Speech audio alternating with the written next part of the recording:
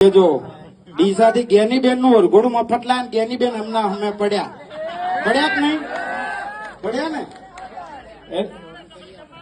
જ્ઞાનીબેન એવું ઠાકોરો નું વિચાર્યું હોત આપણે 5,000 કે 10,000 સાઉન્ડ ના ખર્ચો થાય લગ્નમાં કેટલો થાય?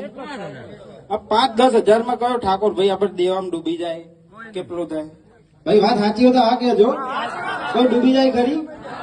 તો જ્ઞાનીબેને બસ અંદર રાજકારણ જ જોડ્યું છે, બીજું કઈ નહીં જોડ્યું. જે અમને બંધારણ કરવું હોત તો નશાબંધી છે, આ દાગીના આટલા છે, છોકરીઓના રૂપિયા રે ઠાકોરો ખબર છે તમને? પેલું દારૂ આવે, શું આવે? દારૂ આવે. જો જ્ઞાનીબેને ઠાકોરોનું વિચાર્યું તો સાવનની કોઈ બાબતને વાત ન આવત. અને કયા 5,000 10,000 માં કોઈ પણ કયા ઠાકોર ભાઈ આપણે દેવામાં ડૂબી જાય? કોઈ ડૂબી જાય ખરી? તો બસ આ રાજકારણ જ જોડેલું છે, બીજું કઈ જ નહીં. જે કાકાએ વાત કરી કે કોંગ્રેસને વોટ ન હાલવા તો સાચી જ વાત છે. કોંગ્રેસ પહેલાથી ડૂબેલું જ છે ને, છે કે નહીં ડૂબેલું? તો એ હવે આપણને ડૂબાવવા માંગે, ઠાકોર સમાજને ડૂબાવવા માંગે છે.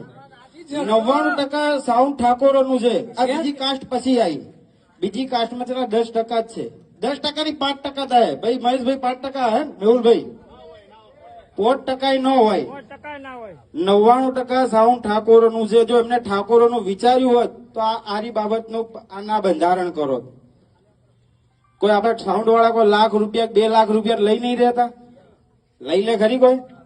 કદાચ નોર્મલ ઠાકોર ફેમિલી હોય તો 2500 રૂપિયા પ્રોગ્રામ કરતા હોય. 2500 કેટલા મફતમાં ઘણી જગ્યા મેહુલભાઈ છે, અમી છે.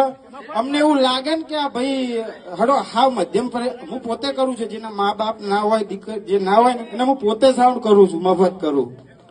એટલે આપણે જો સાઉન્ડ વાળાના તો મનમાં રામ વસેલા છે, પણ આ રાજકારણીયા છે એકદમ છેલ્લી ક્વોલિટી ના આવે. મારી વાત સાંભળો, ચોખ્ખી વાત છે યાર.